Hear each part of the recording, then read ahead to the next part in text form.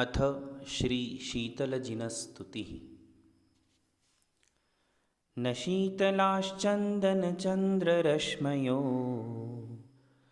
न गाङ्गमम्भो न च हारयष्टय यथा मुनेस्ते नघवाक्यरश्मय क्षमाम्बुगर्भा शिशिरा विपश्चिताम् सुखाभिलाषानलदाहमूर्छितं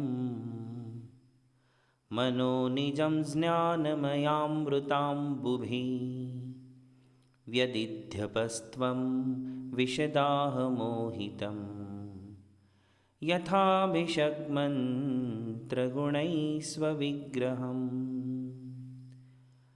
स्वजीविते कामसुखे च तृष्णया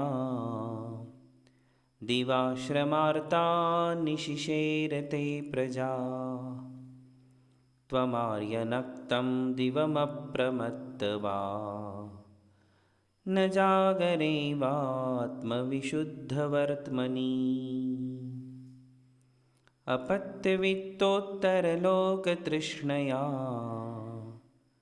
तपस्विनः केचन कर्म कुर्वते भवान् पुनर्जन्मजराजिहासया त्रयीं प्रवृत्तिं शमधीरवारुणत्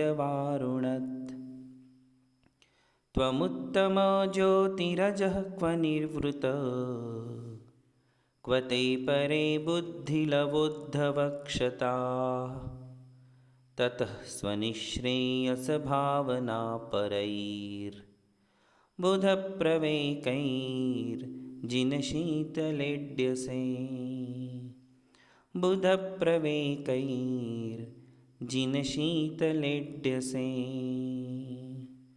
बुधप्रवेकैर्जिनशीतलेड्यसे।